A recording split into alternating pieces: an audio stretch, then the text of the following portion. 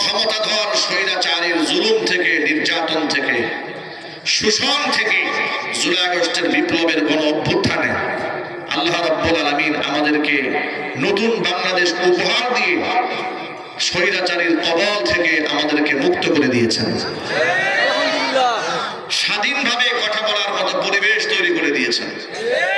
এখন স্টেজে ওঠার আগে কেউ আমাদেরকে বলে না, হুজুর দেশের অবস্থা ভালো না, একটু বুঝে শুনে ওয়াজ করে।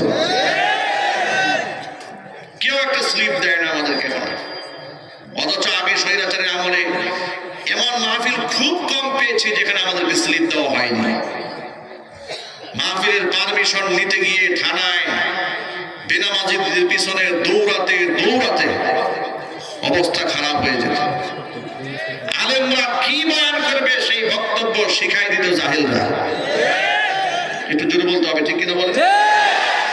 আচ্ছা, আলেমরা কি ওয়াজ করবে সেটা কি জাহেলরা শিখাই দেবে? আলেম এত বছর পড়াশোনা করে কি করলো? তোমার মতো পেশাব করে পানি নেও না, দাঁড়ায় তুমি পেশাব করো, তোমার কাছ থেকে শিখতে হবে। বেনামাজি লোকেরা আমাদের উপর খবরদারি করতো। মাহফিল মঞ্চে এসে আলেমদেরকে অপমান করেছে এমন শত শত নজিরা এদেশে আছে না নাই? বক্তার সামনে থেকে মাইকটা কেড়ে নিয়েছে, কথা বলে না কেন? পোস্টার হয়েছে যে আগামীকাল কাশিমপুর ফুটবল মাঠে আমার মাহফিল। কাশিমপুর জরুন অঞ্চলে বিরাট একটা ফ্যাক্টরি আছে, মাল্টিফ্যাবস। এই মাল্টিফ্যাবস লিমিটেডে আজ থেকে 2 বছর আগে তারা আমার নামে পোস্টারও করেছে, সব করেছে। মাহফিল হবে, পোস্টার লাগানো হবে। সিটিএসবির লোকেরা বলেছে মাদারে হুজুর ওয়াজ করতে পারবে না। জিজ্ঞেস করা হলো অপরাধটা কি বলেন, তাহলে কোনো অসুবিধা? বলে কোনো কারণ নাই, করতে দেব না, বাস এটাই।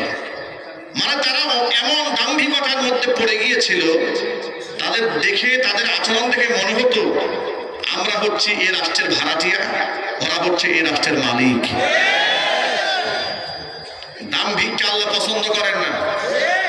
অহংকার করা আল্লাহ বরদাস্ত করেন না। আল্লাহ পাক এমন ভাবে মালিকগিরি বের করে দিয়েছে, কথা বলে না, এমন ভাবে মালিকগিরি বের করে দিয়েছে, যাদেরকে এই দেশের ভাড়াটিয়া মনে করত তারা সম্মান নিয়েছিল, আছে, ভবিষ্যতেও থাকবে ইনশাআল্লাহ। আর এই দেশের প্রকৃত সম্মানিত ব্যক্তিদেরকে যারা বেইজ্জত করেছে, আল্লাহ রাব্বুল আলামিন অপমানিত করে, লাঞ্ছিত করে, চোরের মতো দেশ থেকে তাড়িয়ে দিয়েছে। সুতরাং আল্লাহ পাক আমাদেরকে এত সুন্দর পরিবেশ দিয়েছেন কোরআন সুন্নাহ থেকে কথা বলার জন্য। আপনারা খুশি না বেজার? কম না বেশি? হৃদয়ের সবটুকুন ভালোবাসা উজাড় করে শ্রদ্ধা জড়িত কণ্ঠে মহান মনিবের শেখানো ভাষায় সুর উজাড় করছি। জবান ছেড়ে দিয়ে সকলে একযোগে বলছি আলহামদুলিল্লাহ। রব্বানা লাকাল হামদ হামদান কাসীরা তাইয়িবান মুবারাকান ফীহি। রব্বানা লাকাল হামদু কামা ইয়ানবাগী লিজালালি ওয়াজহিকা ওয়া আযীমি সুলতানিকা।